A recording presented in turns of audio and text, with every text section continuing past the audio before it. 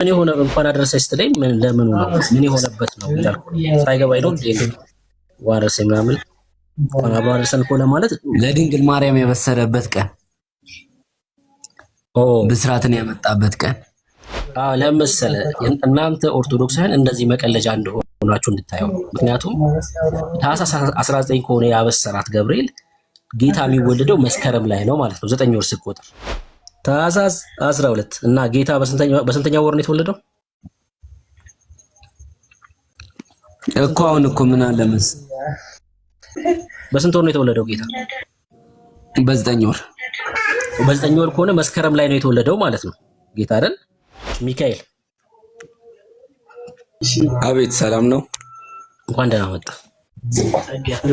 እንኳን አደረሰ ለታላቁ ለመልአኩ ለቅዱስ ገብርኤል በዓል። ምን ያደረገበት ነው? እንኳን አደረሰ ስትለኝ ምን የሆነበት ነው? አቤት፣ ምን የሆነበት ነው? እንኳን አደረሰ ስትለኝ ምን የሆነበት ነው? ገብርኤል እንኳን አብሮ አደረሰ ነው የገጠመው። አይ ምን የሆነ እንኳን አደረሰ ስትለኝ ምን ለምኑ ነው ምን የሆነበት ነው እያልኩ ሳይገባኝ ነው እንዴ ዋረሰ ምናምን እንኳን አብሮ አደረሰን እኮ ለማለት ለድንግል ማርያም የበሰረበት ቀን ብስራትን ያመጣበት ቀን። በምን አወቅህ አንተ? አየሽ ማለት መጽሐፍ ቅዱስን አንብቤ። ቴንክ ዩ በደንብ ስማው። ለማርያም እንዴት እንደሚቀልዱባችሁ ላሳያችሁ። ለማርያም ብስራትን ያመጣበት ቀን ነው አልከኝ አይደል? ለማርያም ቅዱስ መልአኩ ቅዱስ ገብርኤል አብስሯታል እኮ ያ ቀን ነው እያልከኝ ነው አይደል? ያበሰረበት ቀን ነው እያልከኝ ነው። ምሳሌ ነው። ዛሬ አብስሯታል ሳይሆን እንደ ምሳሌ ነው። ያ ቀን የሚታዛ እንደ ታሳቢነት ነው። ገብቷል? ያበስራታል ወደፊት ተብሎ አስባችሁ እናንተ። እሺ አይደለም። የጻድቅ መታሰቢያ ለበረከት ነው ይላል መዝሙር ዳዊት። ምን የሆነበት ቀን ነው? ጥያቄ ምን የሆነበት ነው? ገብርኤል ምን የሆነበት ነው? ጥያቄ እሱ ነው እኮ። ለድንግል ማርያም አብሰሩና ታውቃለህ አታውቅም እኮ። በዚህ ቀን ነው በነገው ቀን ነው ያበሰረው።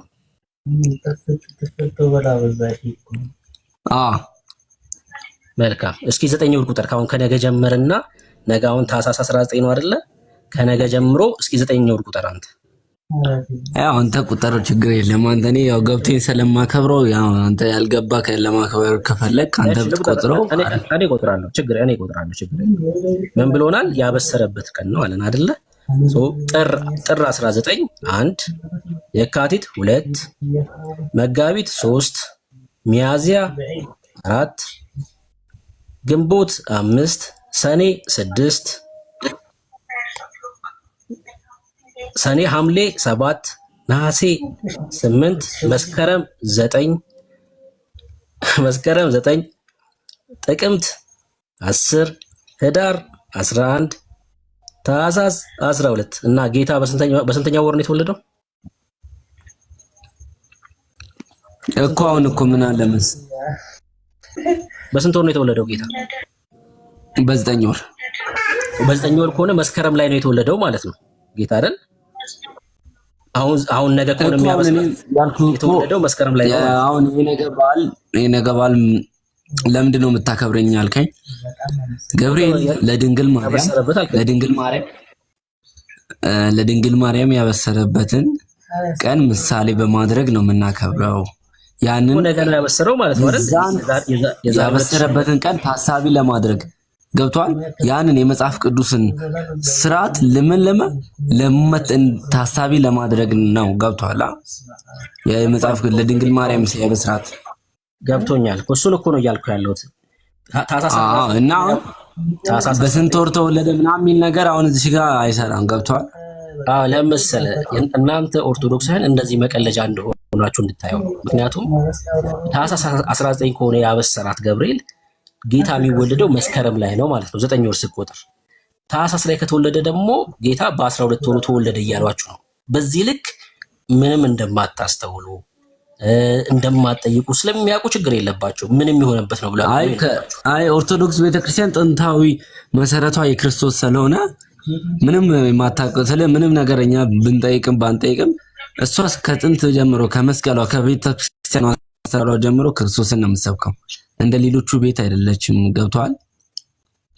ካለባበሷ፣ ካመጋገቧ፣ ከምኗ ጀምሮ ክርስቶስን ብቻ ነው። አገባኝ። ማስረጃ አለ። ማስረጃ አሁን ከቤተ ክርስቲያን አሰራሯ ክርስቶስ ነው። መስቀል የማን ነው? ክርስቶስ ነው። በመስቀል ተሰቅሎ ያዳነን ማንም አይደለም፣ ክርስቶስ ነው። ሚካኤል ማንም አይደለም። የትኛው መልአክ፣ የትኛው ፍጡር ማንም አይደለም። ልንገርህ ማነው? ኢየሱስ ብቻ ነው ያዳነን። ስለዚህ ከመስቀሏ ጀምሮ ከበሯ፣ ከመግቢያዋ፣ ከስርዓቷ፣ ከነጠላ አለባበሷ ጀምሮ መስቀል ነው። መስቀል ደግሞ የማን ነው? የክርስቶስ ነው። መስቀልን የሚክዱ አሉ፣ ግን ቤታቸው ላይ ያቆሙታል።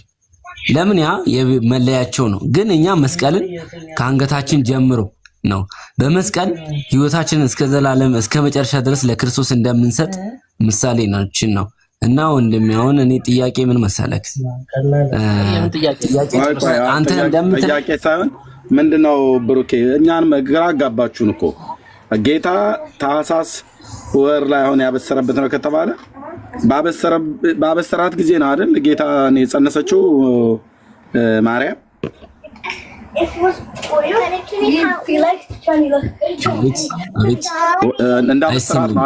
እንዳበሰራት ነው አይደል የጸነሰችው? ያን ነገር ታሳቢ አሁን ምሳሌ ያው የሉቃስ ወንጌል ላይ እንደተጻፈው ቅዱስ ገብርኤል እንዳበሰራት ታምናለህ? ታሳቢ ነው እኮ ያደረጋችሁት። ልክ ነው፣ ግን እንዳበሰራት ነው አይደል የጸነሰችው? ይሁንልኝ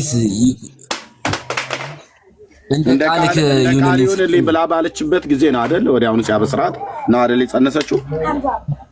አዎ ያው ፍቃዷን ጠይቆ በፍቃዷ ነው ይሁንልኝ እኮ። ልክ ነው፣ ይሁንልኝ ብላ ስትል ጸነሰችው። እሱ ጋር መቼ ያጣኑ? እንደ ቃል ይሁንልኝ የጌታ ባሪያ እንደ ቃል ይሁንልኝ አታወራው። የጌታ ባሪያ እንደ ቃል ይሁንልኝ ብላ ስትል ጸነሰችው። ኦኬ። ስለዚህ የተጸነሰው ጌታ በታኅሳስ ወር ነው ማለት ነው።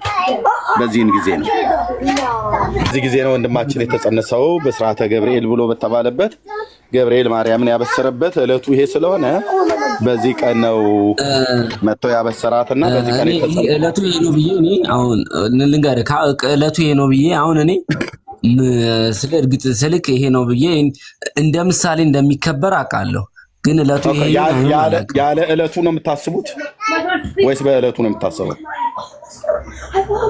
እኮ ያበሰራትን በዓል ነው የምናከብረው እኮ። በዓሉ ገብርኤልን ታሳቢ ባደረገ አይደል? ስለዚህ በወርሃ ታኅሳስ በ19 ዛሬ ወይ ነገ ማለት ነው ይከበራል ማለት ነው። ስለዚህ እሱ ወዲያውኑ ባበሰራት ወዲያው ብዙም ሳትቆይ ነው የጸነሰችው። ስለዚህ ምንድነው ማለት ነው የኢትዮጵያ ኦርቶዶክስ ተዋሕዶ ቤተክርስቲያን ሁለት አይነት ትምህርት አለ። 10 አይነት ትምህርት ነው ያላት። ባይዘው ወንድማችን አሁን በወርሃ ታኅሳስ በስርዓተ ገብርኤል ነውና ማርያምን ያበሰረበት ዕለት ነው ብሎ አለ። እንግዲህ ወዲያው እንዳበሰራት ነው መልአኩ ማርያም ጸንሳ የተገኘችው። ስለዚህ ኢየሱስ የተጸነሰው መቼ ነው ማለት ነው? በወርሃ ታኅሳስ ነው ማለት ነው። በወርሃ ታኅሳስ ተጸንሶ በወርሃ ታኅሳስ ተወለደ። በ12 ወሩ ቅድም ወንድምነት እንደቆጠረው ማለት ነው።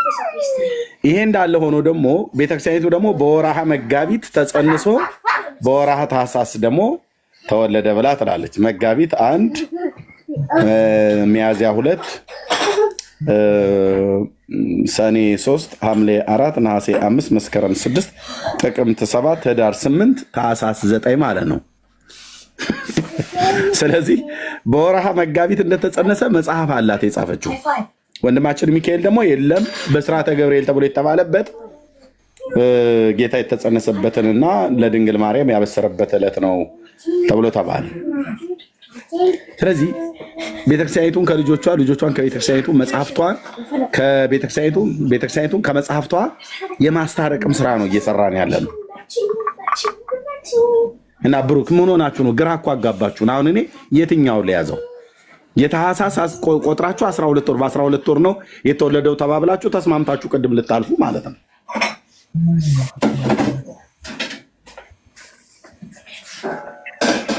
በወርሃ መጋቢት ነው የተጸነሰው ብላለች ቤተክርስቲያን። ደግሞ በሌላ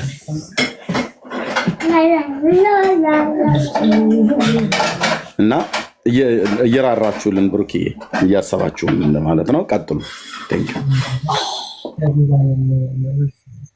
እኮ እንኳን አደረሰ ሲለኝ እኮ ግራ ገብቶኝ ምን ገብርኤል ምን የሆነበት ነው አንደኛው ገብርኤል እድሜ ይርዘም ብሎ ጽፏል ፌስቡክ ላይ የገብርኤልን እድሜ ያርዝምልኝና እንደዚህ ያደረገልኝ ብሎ ጽፏል። አሁን እኮ ችግር ሆነ። አሁን ምን የሆነበት ነው? አንደኛው ደግሞ የሚካኤል በዓል ሲከበር ሙት ዓመቱ ነው ብሎ ጽፏል። እና ችግር ነው። አሁን በኢትዮጵያ ኦርቶዶክስ ምን የሆነበት ነው ብለን ስንጠይቅ እንድትነግሩን ነው። ምን ብላችሁ ነው እያከበራችሁ? ያረፈበት ቀን ይሆን እንዴ? ምናልባት እኮ እሱን እኮ እያልኩ ነው። ተነጋገሩ እስኪ። እሱን ነው እያልኩ ያለሁት። ሚካኤል አቤት አለው፣ እየሰማችሁ ነው። እሺ፣ አይ ያረፈበት ነው ወይ? ምናልባት ተሳስተህ ከሆነ አንተ ያረገበት አይኔ ተሳሳትኩት። ያው እኔ ባለኝ እውቀት በቻልኩት እውቀት ነገር ያለው ሌላ ጥያቄ አለክ? ምናልባት ያረገበት ከሆነ እሱን ቼክ አድርግ፣ ወይ ያረፈበት ከሆነ በቃ ያረገበትም ምናምን እንደዚህ አይነት ቃል የለም በቤተክርስቲያናችን። እንዴት ቤተክርስቲያን ሲጀምር መሰረቷም የክርስቶስ ስለሆነ እሺ ስር መሰረቷም የክርስቶስ ነው። አይ እኮ እሱማ ነው ትነግረኛለህ። እሱን አሁን ምናልባት ያረፈበት ከሆነ ቼክ አድርግ እያልኩ ነው ያለሁት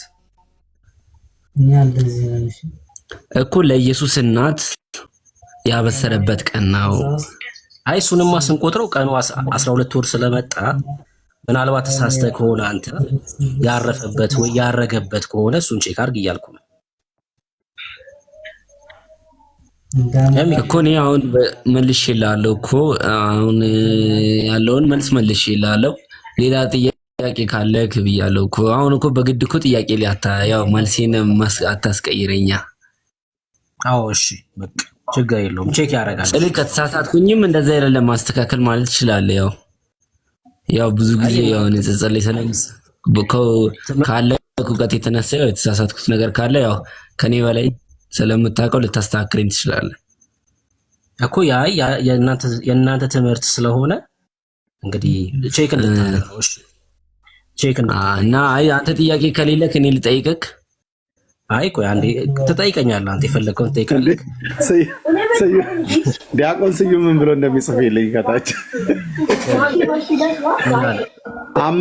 አምስት ቃላት ተናግረህ 8 ስህተት የተሳሳትክ ብለው ሊቀ ሊቃውንት ቀለመወርቅ የተናገሩት ሰውዬ ምን አለ? ኧረ ውረድ፣ እምነት እንጂ እውነት የለህም። ማፊ እውቀት አላለም። ናግባ እስኪ ስዩም፣ እስኪ አንተ አርመው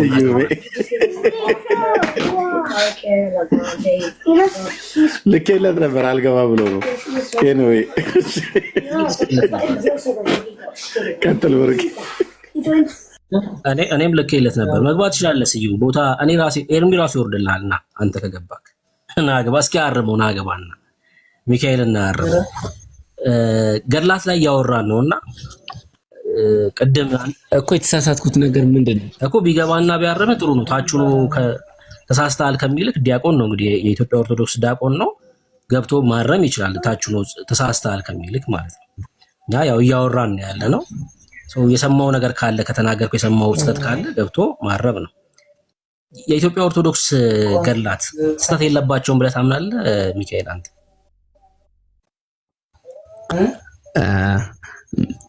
ስለ ገድላት ብዙ እውቀት የለኝም። እውቀቱ የለም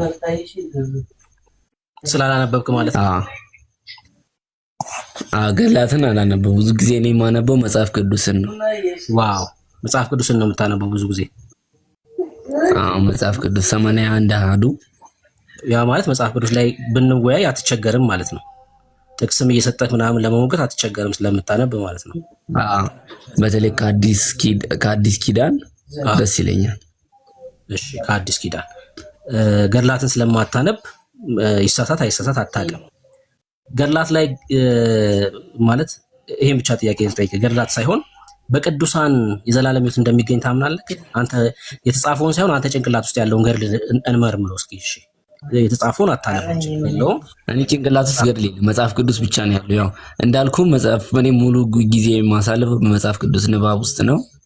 በጣም አሪፍ። እንደ መጽሐፍ ቅዱስ የዘላለም ሕይወት የሚሰጠን ክርስቶስ ኢየሱስ ብቻ ነው እኮ። እሺ ችግር የለውም። የተጻፈውን አታነብም አንተ ጭንቅላት ውስጥ ግን ገድል አለ የለም የሚለውን ቼክ እናድርግ። ጥያቄ መልስ። ለኔ የሚያድነኝ ክርስቶስ ኢየሱስ ብቻ ነው። የዘላለም ሕይወት የሚሰጥ የሕይወት እንጀራ ስጋና ደሙን በመቀበል ነው። በቃ የክርስቶስን እኮ ልጠይቅህና መልስ። ይሄን ከመለስክልኝ እውነትም ጭንቅላት ውስጥ ገድል የለም እንላለን። ሰው ከሲኦል እንግዲህ የገባ ሰው አንደኛ ጌታን የካደ ነው። ሁለተኛ ደግሞ ጌታን አምኖ በኢትዮጵያ ኦርቶዶክስ ትምህርት መሰረት ጌታን አምኖ በኃጢአት የኖረ ሰው ነው አይደል? በኢትዮጵያ ኦርቶዶክስ ትምህርት ሲኦል የሚገባው በኢትዮጵያ ኦርቶዶክስ ተዋህዶ ትምህርት ምን አለ መሰለህ፣ የደህንነት ትምህርትን ከፈለክ እንድመልስልህ ምን አለ መሰለህ፣ ባጭሩ አንድ ሰው ሲኦል ገባ የሚባለው ወይ ኦርቶዶክስ ሆኖ ኃጢአት ከሰራ ወይ ደግሞ ጌታን ከካደ ነው አይደል? በኢትዮጵያ ኦርቶዶክስ ሰው ሲኦል ይገባል የሚባለው በጌታ በኢየሱስ ክርስቶስ ካላመነ ሲኦል ይገባል። በኦርቶዶክስ አስተምሮት 100% ይሄ ነው አስተምሮቱ። በኢየሱስ ክርስቶስ ያላመነ ሲኦል ይገባል።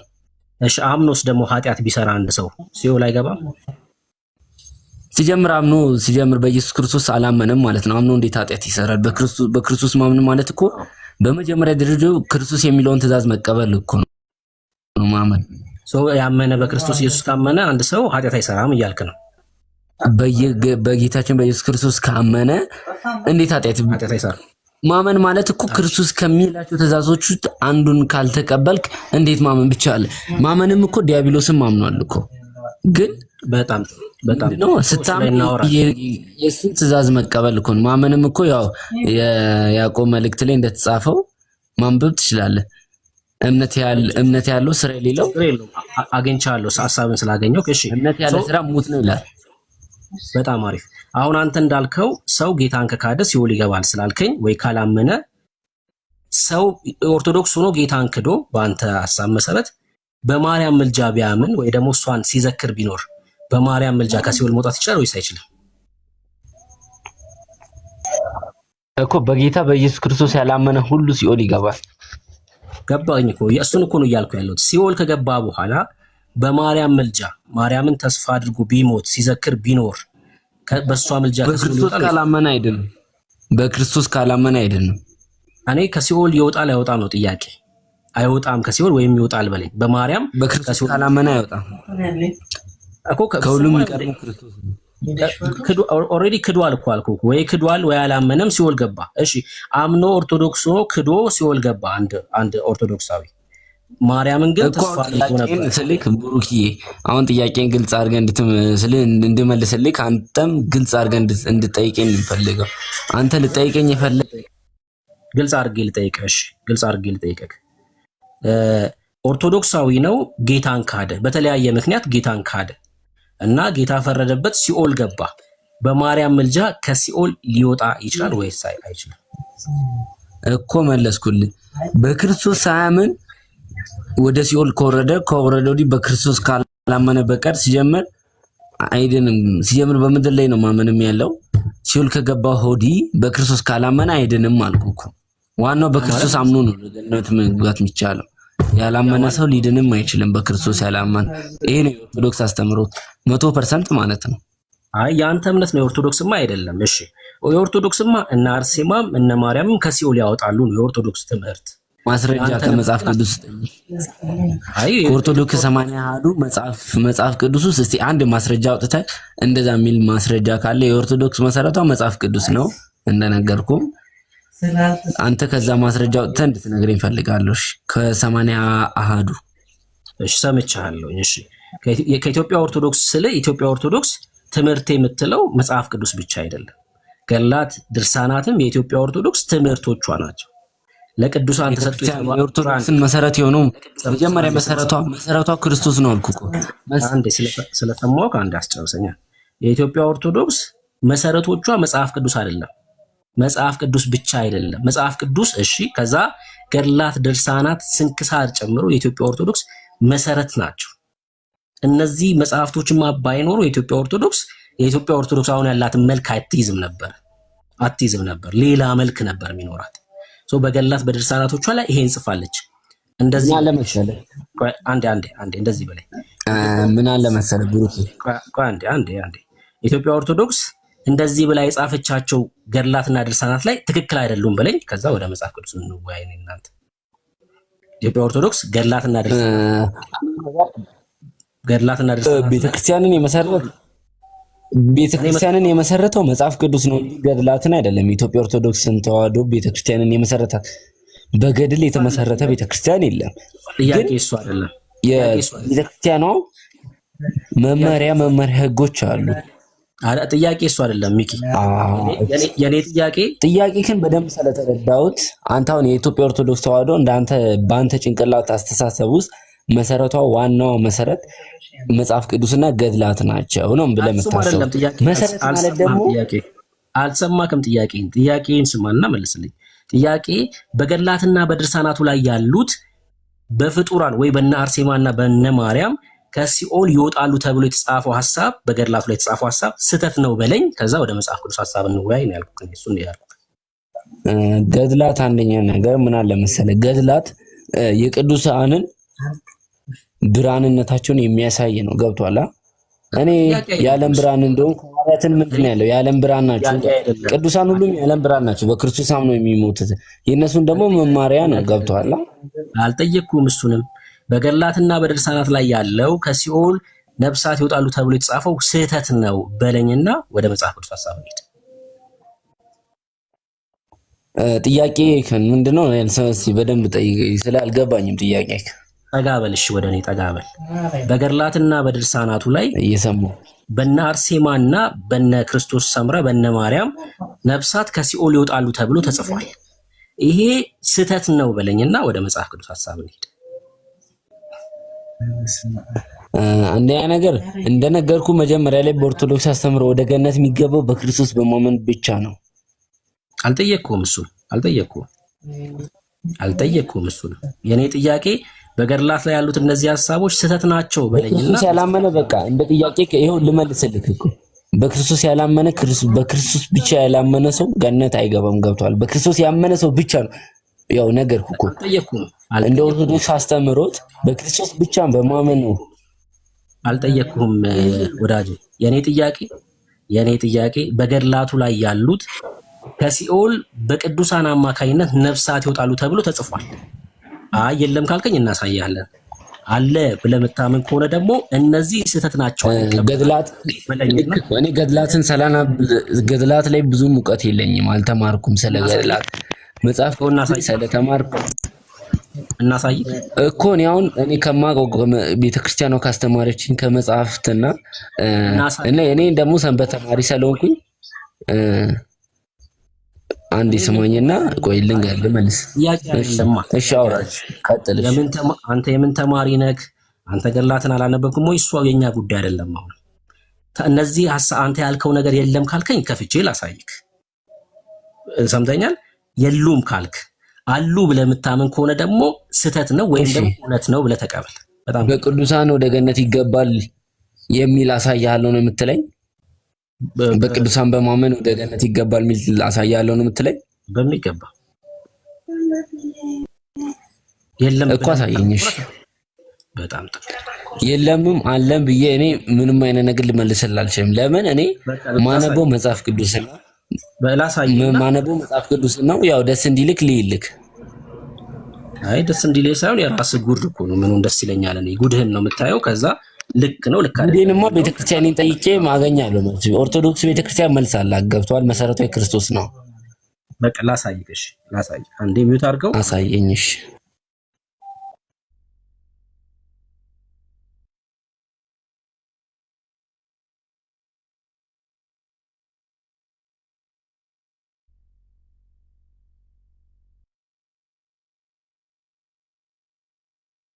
ብሩኬ ግን እያወጣሁ እያለ ምንም እኮ ቢገቡም እኮ ሲኦል እኮ ቢገቡ ታውቃለህ፣ መውጣት ይችላሉ። ሁለቱም ላይ እንደፈለጋቸው ነው የሚዘዋወሩት። ኤርሚ ስልክ አሁን እንደ ጥያቄ አንድ ጥያቄ አለኝና አሁን እሱ እንደሚለው ማለት ነው አንድ ወደ ሲኦል የገባ ነፍስ በአንድ ቅዱስ ሰው ወደ ገነት ይገባል የሚል አስተምሮት አለ ነው የሚለው? አዎ ተከል ጥያቄው አሁን ገብተዋል ሚኪ። ምን የማያመጣብን ነገር እኮ የለም ብሩክ ማለት ነው። አዎ እናሳየው። እሺ እናሳየው። ያውቀዋል እኮ አይምሮ ውስጥም አለ። እስኪ እናሳየው ደስ እንዲለው። ይኸው ድርሳነ መድኃኔዓለም ወገድለ መባጽዮን መድኃኔዓለምና የመባጽዮንን አንድ ላይ የያዘ መጽሐፍ ማለት ነው። እሺ ገጽ እንድጠይቃቸው ገጽ 128 ቻለው እንግዲህ። እሺ ቁጥር 4 የቅዱሳንን መታሰቢያ ያደረገ በቅድስት ደብረ ጽዮን ከሱ ጋር እንደሚነግስ አልሰማችሁምን? እንዴ ንግስና ማለት እንዴ? ኧረ ተው ተው ኦርቶዶክሳውያን፣ ኧረ ተው። እሺ ከእርሱ ጋር እንደሚነግስ አልሰማችሁምን? የመድኃኔዓለምን መታሰቢያ ያደረገ። እሺ አሁን ይኸውልህ የመድኃኔዓለምን ዝክር ያደረገ ማለት ነው መንግስተ ሰማያት ባለሟልነትን ያገኛል። ምን ያደረገ? የመድኃኔዓለምን መታሰቢያ ያደረገ መንግስተ ሰማያት ባለሟልነትን ያገኛል። በየወሩም 5000 ነፍሳትን ከደይን ያወጣል። በየወሩ ከየት? ከሲኦል 5000 ነፍሳትን ምን ያደረገ? የመድኃኔዓለምን መታሰቢያ ያደረገ ብቻ ማለት ነው። አሁን አርሴማ ከተማ በርሶማ ጋር አይደለም የሄድኩት፣ ዝክር የሚያደርጉ ሰዎች ጋር ነው። ምን ያህል እንግዲህ ታች እንደወረደን እናሳያችሁ። የመድኃኔዓለምን መታሰቢያ ያደረገ በመንግስተ ሰማያት ባለመዋልነትን ያገኛል። በየወሩም 5000 ነፍሳትን ከደይን ያወጣል። በየሳምንቱ አርብም ስለ ስቅለቱ 340 ይሰጠዋል። የእንቁ የወርቅ አክሊልም የብርሃን ልብስ ይሰጠዋል። በየሳምንቱ ስንት ይሰጠዋል? በወር አንዴ 5000። ከዛስ በአርብ ደግሞ ስለ ስቅለቱ 340 ነፍስ ይሰጠዋል። በየሳምንቱ 340 በወር አንዴ ደግሞ 5000 ታወጣለ። የመድኃኔዓለምን ዝክር ስለዘከርክ ብቻ ማለት ነው። እሺ ይሄ የሙሉ ወንጌል ነው? የቃለ ሕይወት ነው? የመካነ ኢየሱስ ነው? የማን መጽሐፍ ነው? ሚካኤል የማን መጽሐፍ ነው? ጽዋ ማህበር እኮ የጠጡ እያለ ነው። ቆይ ጽዋ ማህበር እኮ የጠጡ እኮ እያለ ነው። አሁን ወይዘሮ አጸደ ማርያም የሚባሉ ሴትዮ የመድኃኔዓለም ኤርሚዬ ብዙ ግን ይቆራረጣል። አሁን አልተሰማህም ሚኪ?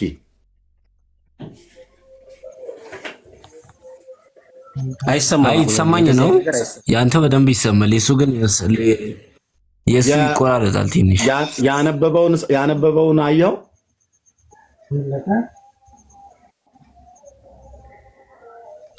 የመድኃኔዓለም መታሰቢያ ያደረገ ግን በመንግስተ ሰማያት ባለሟልነትን ያገኛል። በየወሩም 5000 ነፍሳትን ከደይን ያወጣል። በየሳምንቱም አርብም ስለ ስቅለት 340 ይሰጠዋል። የእንቁም የወርቅ አክሊል የብርሃንን ልብስ ይሰጠዋል።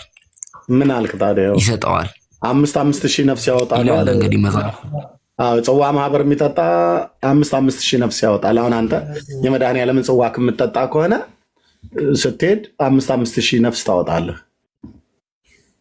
መጽሐፍትን በዘዌ ማለት ነው።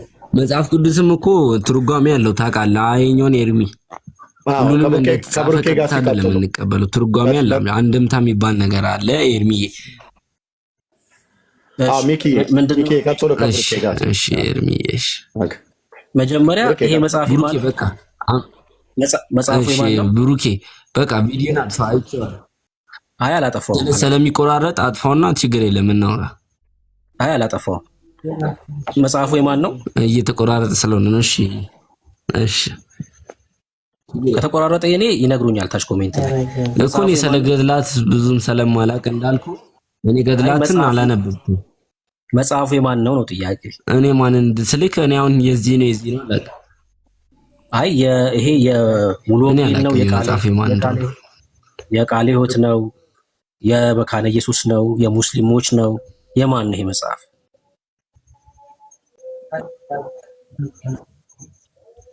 አላውቅም፣ አላነበብኩም። እኔ ያው መጽሐፍ ቅዱስ ነው ማነበው። ለዛ ነው ይቅርታ አድርግልኝና ብሩኬ። ያው ሁሉንም ያውቃል ማለት የሰው ልጅ ሁሉንም ያውቃል ማለት አይቻልም። ድርሳነ መድኃኔዓለም ወገን መጽሐፍ ቅዱስ ነው ማውቀው። ለዛ ነው መጽሐፍ ቅዱስ ነው ያነበብኩት። እሺ የኦርቶዶክስ ነው። ያው የኦርቶዶክስ ነው ልትል ትችላለህ አንተ ስለምታውቀው። እኔ አይ ችግር የለውም 100% በዛ ያው የኦርቶዶክስ ነው ብዬ እኔ የኦርቶዶክስ የምንን አላውቅም። እሺ ላምብብላ ዋልድቢት ቅድስት ማርያም ወአቡነ ሳሙኤል አንድነት ገዳም። ይሄ ገዳም የማን ነው ሚካኤል? ምን አልከኝ? ይሄ ገዳም የማን ገዳም ነው? ይሄማ ሙስሊሞች ነው መሆን ያለበት። የማን ገዳም ነው ሚኪ? ይሄ ገዳም ይታየኝ አይደለም ስልክ ያው አይታይም እኮ የትኛው ገዳም? እሺ ዋልድባ ቅድስት ማርያም ወአቡነ ሳሙኤል አንድነት ገዳም የኦርቶዶክስ ተዋሕዶ ነው። ያው ከርቀት መስቀሉን ሲያይ የኦርቶዶክስ ነው። የኦርቶዶክስ ይሄ መጽሐፍ የኦርቶዶክስ መጽሐፍ ነው ማለት ነው። የኦርቶዶክስ ተዋሕዶ ነው። እሺ ይሄን ሐሳብ ተስማማበታለህ ወይስ አትስማማም? ትክክል ነው ወይስ ትክክል አይደለም? ያው ትርጓሜም ካሳየኝ ትርጓሜው በራስህ ትርጉም እንዳትመጣብኝ ነው ያሉት። ያው መጽሐፍ ቅዱስም ያው አንድምታ ትርጓሜ ይባላል። እኔ መተርጉም ክርስቲያን ነው የምተረጉም። ትርጓሜው ካለ አጠገብክ ከነ ትርጓሜው ሲጀምር ገድላትና ድርሳናት ትርጓሜ የላቸውም። ሲጀምር ማለት ከጀምሩ ገድልና ድርሳን ትርጓሜ የሚባል ነገር የለውም። አይ እኔ ተረጉመዋለሁ አንተ እኮ ትርጉም ካለው ካልክ አንተ ነህ ማምጣት ያለብህ። ማስረጃችን ምንድነው? አንተ ነህ ትርጉም አለው ካልክ ማምጣት ያለብህ። ገድልና ድርሳን ትርጉም አለው ካልክ አለ ያለ ሰውዬ ነው ትርጉሙን ማምጣት ያለበት። ገድልና ድርሳን በኢትዮጵያ ኦርቶዶክስ ምንም ትርጉም የለውም። እሺ ይሄ ሐሳብ ልክ ነው ወይስ ልክ አይደለም ሚካኤል? መጀመሪያ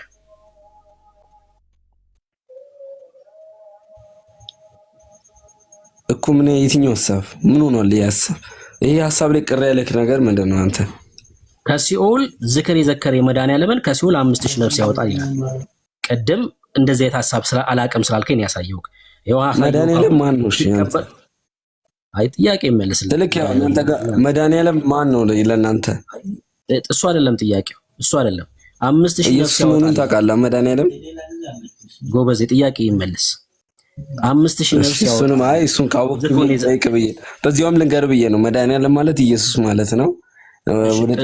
ወደ ጥያቄ ስንገባ ደግሞ የጻድቅ መታሰቢያ የሚያደርግ ለበረከት ነው ይላል። ያ በረከት ምንድነው? መጽሐፍ ቅዱስ ላይ እንደዛ ሚላ አለ። ጥያቄ እሱ አይደለም። ከሲኦል የዘከረ 5000 ያወጣል ይላል። ትክክል ነው ወይስ አይደለም? በእሱን መልስልኝ መጀመሪያ።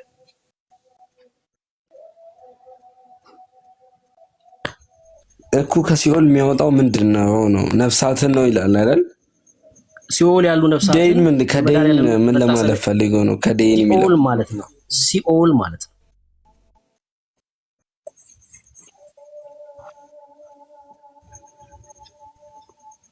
ትክክል ነው ወይስ ትክክል አይደለም?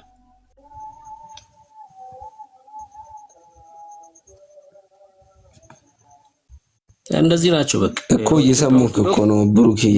አሁን የኢትዮጵያ ኦርቶዶክስ ምዕመናን እንደዚህ ናቸው። በመጀመሪያ መጽሐፍቶቻቸው አይ በቃ አሁን አንተ የመናገር መብት የለም። መጽሐፍቶቻቸው ሲከፈቱ አንደበታቸው ይተሳሰራል፣ ብብታቸው ላበላብ ይሆናል። ምክንያቱም ደግሞ ትክክል ነው እንዳይል ከየት ያምጣው? ትክክል ከየት አምጥቶ ያድርገው? መጽሐፍ ቅዱስ ላይ ጥቅስ አምጣ ነው ትክክል ነው ካለ አይደለ? ትክክል አይደለም ካለ የራሱን መጽሐፍ ነው ቤተክርስቲያኑ ነው ትክክል አይደለም የሚለው። በቃ እኮ ግራ የሚያጋባ ነገር እኮ ነው። አድርስ ነው። በእውነት ነው የምላችሁ፣ በጣም ነው የሚያሳዝኑት። ትክክል አይደለም። በእውነት ለመናገር መጽሐፍ ቅዱስ ያነበበ ሰው ትክክል አይደለም ማለት አለበት። እውነተኛ አንባቢ ከሆነ ለእግዚአብሔር ሐሳብ የሚገዛ ከሆነ ይሄማ ትክክል አይደለም እንደዚህ የሚል የእግዚአብሔር ሐሳብ የለም ወይ? የተቋማቸው ደጋፊ ይሆናሉ ወይ አያምኑበት። በቃ የጭንቅ ነው። በእውነት ነው የምላችሁ። መጽሐፍቶቻቸው ግን እንደዚህ ነው የሚያወሩት። እዚህ መጽሐፍ ላይ እኮ ነው የጌታን እራት ወስዶ ሕፃኑ ልጅ ሲወጣ አሁን ስጠይቅ ስላልመለስክ ለአንተ አልፈቀድኩልህ። ሲያደናቅፈውና እግሩን መቶት ደማ እግሩ ማለት ነው። ከዛ ከኋላ ይከተለው የነበረው የጌታዬ ደም ፈሰሰ አለና አቧራውን ከነደሙ አንስቶ ጠባው በላው ይላል። ከዛስ እግሩን ጠባው ይላል። እዚህ መጽሐፍ ላይ የጌታ ደም ፈሰሰ ብሎ ማለት ነው። ገጽ 136 ይሄው ገጽ 136 ከዕለታት በአንድ ቀን ቅዱስ ሥጋውን ክቡር ደሙን ከተቀበለ በኋላ አንድ ልጅ ከቤተ ክርስቲያን ወጥቶ ሲሄድ እግሩን እንቅፋት መታው ይላል። ያላነበበውን ነገር አናገርም። የምሬ ነው። ወንድምነት አንዴ ቆይ። ሚኪ ኬት ነው? እሱ ነው መልኬ ኬት ነው? ኬት ቤተ እምነት ነው? ኦርቶዶክስ ኦርቶዶክስ። እሺ ቴንክ ዩ። ሚዩት አድርግና ጠብቀን አስገቡኝ ብላ አንዳንድ ቁጥር ስጽፍ ነው ያስገባን። እንሰጣለን እድል። ሚዩት አድርገው ማይክህን። እሺ ቀጥል ብሩኬ። እሺ ከምየ ኦርቶዶክስ ስለሆነ ይመልስልናል ብዬ አስባለሁ መልኬ። እሺ ምን አለ? ከቤተ ክርስቲያን ወጥቶ ሲሄድ እግሩን እንቅፋት መታው። የጌታ እራትን የወሰደው ልጅ ማለት ነው። ደሙም ከመሬት ፈሰሰ ይላል። ከዛስ ዕውቀትን የተሞላ ይህ ሕፃን ይህን አይቶ ደረቱን መታ። እሱም ደሜ ይፍሰስ አለ። እያደነቀም ከቤቱ እስኪደርስ ድረስ ከኋላው ተከተለው ይላል። ከዚህ ሕፃን እግሩ ከተመታው ማለት ነው። ከሱም ዘንድ ደርሶ ስለ መድኃኔ ዓለም ሥጋና ደም ክብር የደማውን ጣቱን እስኪደርቅ ድረስ ጠባው ይላል።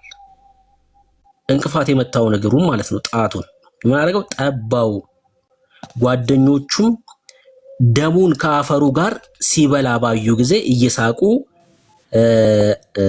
የሳቁ አሉ፣ በልቦናቸውም ያደነቁም አሉ ይላል። አፈሩን ደሙ የነካውን አፈር ቀላቅሎ በላው። እግሩን ደግሞ ምን አደረገው? ጠባው። የጌታ ደም ነው። ለዚህ ነው በነገራችን ላይ የጌታ እራት ወስደው ፀጉራቸውን አይላጩም፣ ጥፍር አይቆረጡም። ሲኒማ ማየት አይቻልም። እስኪጠገብ ድረስ መብላት አይቻልም። በጣም ብዙ ስርዓት ነው ያለው። ማውራት አይቻልም። እጅ መታጠብ አይቻልም። ይሄ ሁላ ስርዓት ማለት ነው። ይሄ ሁላ ሰው ሰራሽ ስርዓት። ለምን? ፀጉርን ስትቆረጥ ቢደማ የጌታ ደም ነው የሚፈሰው። እስክጠግብ ድረስ በልተ ምናልባት ወደ ላይ ቢል ሞሚ የጌታን ስጋና ደም ነው ሊወጣ የሚችለው ማለት ነው። ለዛ ነው ይውላችሁ። ልቀጥለው እየበላችሁ ከሆነ በጣም ይቀርታ። ከዕለታት በአንድ ቀን አንድ ልጅ ከቆረበ በኋላ የበላው የጠጣውን ሁሉ አስታወከው ይላል። በምን ካረገው? ከቆረበ በኋላ የበላ የጠጣውን ሁሉ አስታወከው። ይህ ብፁዓዊ ግን ስለ ጌታችን ስለ መድኃኔ ዓለም ፍቅር በጸሐል ተቀበለው። ወደ ላይ ካልክ ይቀበላል ወዳጅ። የመድኃኔ ዓለም ቸርነቱ የመባጽዮን በረከቱ በኦርቶዶክሳውያን ላይ የመባጽዮን በረከትና እነሱ ኦርቶዶክሳውያን ላይ ይኑር ይክረም። አይመለከተንም እኛ ሰው በቃ እንደዚህ ነው። አይ ሰው ሰራሽ ትምህርት ማለት ነው። ባይዞይ በጻህል ብሎ የሚለው ሳህን ማለት ነው። ያ ጻህል ብሎ የሚለው የግዕዝ ቃል ሳህን ማለት ነው። በቤተክርስቲያን አንዱ ለቅዳሴ ከምንጠቀምበት ንዋየ ቅድሳት ከሚባለው አንዱ ጻህል ነው እና ተቀብሎት ይሄንን ትውከቱን ማለት ነው። ልጁ ያስታወከውን መባጽዮን ተቀብሎት ትውከቱን የበላው መምህራኖቻቸው አውደ ምሕረት ላይ ቆሞ በስርዓት ሰውየው ያስታወከውን በላው እያሉ ዲያቆናቱ ሁሉ የሰበኩትን ቪዲዮ ማሳየት እንችላለን። ሰው ያስታወከውን ይኸው እያያችሁ ማለት ነው። ገጽ 136 ዘሰኑይ መባጽዮን ማለት ነው። ትውከቱን ያስታወከውን ተቀበለው በሳህን ላይ ማለት ነው። በሳህን ላይ ተቀበለው፣ ከዛ ትውከቱን በላው። ይሄ የኦርቶዶክስ ተዋሕዶ ቤተክርስቲያን አስተምሮ ነው። ትውከቱን የበላው መባጽዮን ማለት ነው። የሰው ደም ይጠባሉ። ደሙ እንቅፋት መቶት በመንገድ ላይ ሲሄድ ደሙ እየተንጠባጠበ ከሚሄድበት መንገድ ላይ ካለ አፈር ጋር ቢቀላቀልበት ደሙን አፈሩ ማለት ደሙ እየፈሰሰ ከሰውነቱ ከአካሉ ላይ አፈሩን በነካበት በዛ ቦታ ላይ እየተከታተለ አፈሩ ከደም ጋር የተቀላቀለው እያነሳ በላው፣ አጣጣመው ማለት ነው። ይሄንን ሲያደርግ ልጆቹ የሚስቁ ነበሩ። ቁጥር 19 ማለት ነው። ከሱ ዘንድ ደርሶ ስለ መድኃኔ ዓለም ስጋና ደም ክብር የደማውን ጣቱን እስኪደርቅ ድረስ ጣቱን የደማው እንቅፋት ተመቷል። ከዛ ያንን የደማውን ጣት ጠባው፣ እስኪደርቅ ድረስ ነው የጠባው። ምጥምጥ አድርጎ ቀባው። this is orthodox። የሰው ደም ይጠባሉ፣ አክታ ትውከት ይበላሉ፣ አተላ ይልሳሉ። ቆሻሻ ነገር አንድ አይወድቅም በኦርቶዶክስ ተዋሕዶ ቤተክርስቲያን አስተምረው።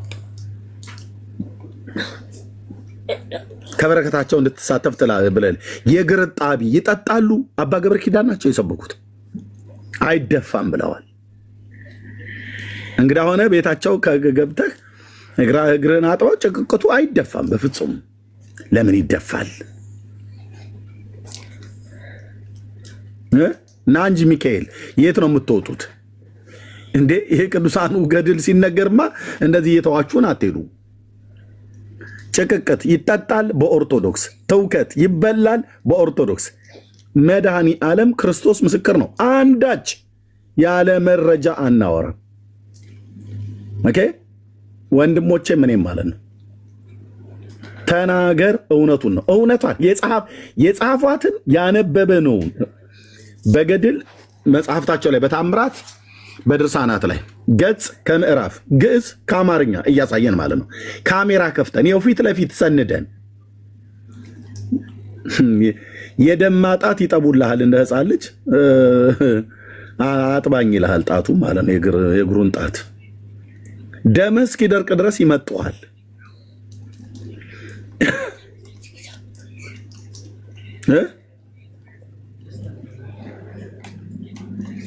ቻሉት። የት ነው የወጣችሁት? ቱሩ ቱሩ እያላችሁ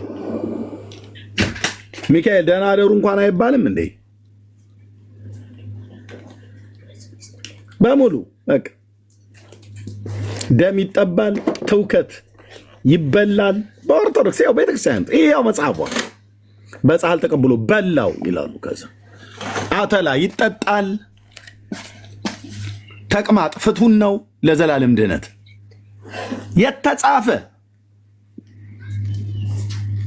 የተጻፈ ጥፍር የጥፍር ቁራጭማ ዋና ነገር ነው። ፀጉር ከሰውየው ላይ የተላጨውን ፀጉር ማለት ነው። ፀጉሩን ብቻ ፈልገህ ማረጋገጥ አለብህ።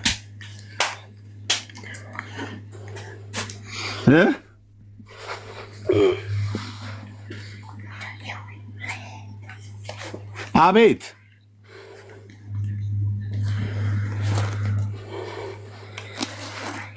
አሁን እንግዲህ ወደ የጎሬው የተጠጋ አሁን የማን ነው ጥፋቱ? የብሩክ ነው። ለምን ካሜራ ፊት ለፊት አምጥቶ መጽሐፉን አነበበው? ታዲያ የብሩክ ጥፋቱ ምኑ ነው? አታንብብ ተብሎ ነበር። አየህ፣ ማንበቡ ነው ጥፋቱ። የኤርሚያስ ጥፋቱ ምንድነው? ማንበቡ። አን መመከር ካለባቸው ኤርሚያስ የሚሆን ማንም ብሩክም እባካችሁ የኛን መጽሐፍ እያነበባችሁ ለህዝብ አታስጡብን። እኛ እኮ ህዝባችንን በቃ ዝም ብላችሁ ጠዋት አንብቡት ብለናቸዋል። ቢገባቸውም ባይገባቸውም ማለት ነው። ቆይ ላሰማህ እና ግባ። እኔ የምትገቡ ሰዎች ካላችሁ ነው ግቡ። ምንድነው ለምን ተሳድቦ ለመውጣት ነው? መቼም መልስ ለዚህ መልስ ካለ አይደለም